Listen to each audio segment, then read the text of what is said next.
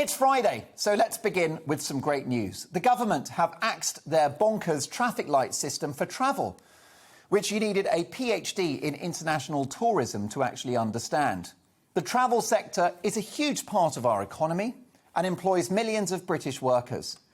People are very blasé about the impact on our airlines, for example, but the economic damage from the last year and a half has impacted their ability to invest in new aircraft, and they've been slashing routes to European destinations left, right and centre.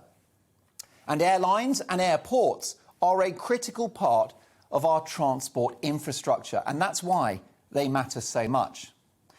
The bizarre, contradictory and often downright illogical judgments made about which countries are green, amber and red has damaged not just the business model of the sector, but confidence in it too. The travel sector is a big employer of highly skilled people and of young people and women in particular.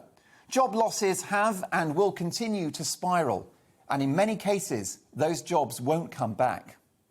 As a society, we've got to learn to live with the virus and get back to normal, and it's the same for international travel. Particularly since Brexit, Britain is now a global trading nation, so we must reopen our borders to international commerce. And most of us are globetrotters too. We are among the most travelled populations in the world. And it's time once again to not just traverse the globe, but welcome the world to us and attract cash-rich tourists and business people from overseas to come and spend their money here in Britain. Let's bring back international travel and get properly moving. Britain is ready to fly again, and the sky's the limit.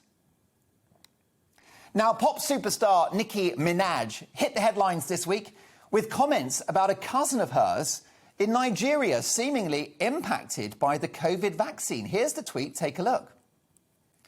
She said, "My cousin in Trinidad won't get the vaccine because his friend suffered, in inverted commas, swollen testicles after getting the jab, causing his girlfriend to call off their wedding."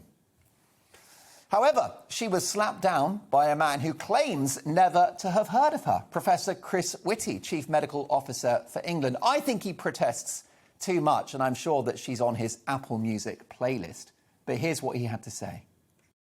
There are a number of myths that fly around with varying, some of which are just clearly ridiculous and some of which are clearly designed just to scare. That happens to be one of them. That is untrue. People, I regret to say, I think know that they are peddling untruths, but they still do it. In my view, they should be ashamed. I'm not familiar with the works of, or not as familiar with the works of Nicki Minaj as I probably should be, but I am familiar with Nikki Kanani, superstar GP of Bexley, who's appeared many times on before you, who will tell you that vaccines are wonderful and everybody should get them. Well, Minaj is my favourite Nicki, I've got to be honest. This talented young woman has had a lot of shade thrown in her direction as a result of these comments, and it reflects the febrile and intolerant atmosphere around vaccines. I don't know whether her cousin got inflated balls or not. Perhaps he's got balls of steel. But I have enough confidence in the vaccine to be double jabbed myself. But her message that you should research these things for yourself and that it should be personal choice is entirely reasonable, important even. The way in which those who have chosen not to be vaccinated have been vilified, attacked, ostracised and belittled is wrong. I will take a bullet for those people, or a needle even. It's their right not to have it. The vaccine mania that sees the unjabbed as a diseased threat to society is another example of the erosion of the individual that we've seen so much in the pandemic. Stay at home. Don't go to work. Don't go to the gym. Wear a mask. Get vaccinated. This bullying around the vaccine only adds to vaccine hesitancy and fuels the fires of the conspiracy theorists.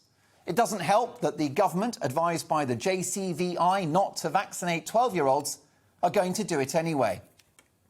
Now, I think the vaccine has been great at stemming hospitalisations and deaths, but the agenda to vaccinate absolutely everybody, even those facing precious little threat from the virus, young children, does little for the vaccine cause. In the end, they should just say, there's the vaccine. Have it if you want, or don't have it. Whatever decision you make has no bearing on whether you're an intelligent person or a stupid person, whether you're right, wrong, whether you're nice or a monster. If how you're treated by society and if your access to certain services and rights is based upon your medical status, we will have crossed the lexicon and entered a very bad place from which I fear we would never return. No jab, no job is wrong, and we'll see appalling shortages in care homes and the NHS. No jab, no pint. No jab, no school. No jab, no football match. No jab, no concert. Where does this end? What we need is a jab of individual choice and common sense. And what we really need is a vaccine against these bullies. This is GB News.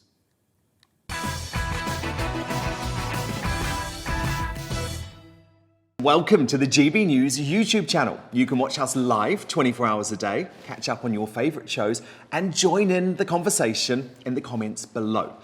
Don't forget to subscribe and you'll never miss any of our exclusive content.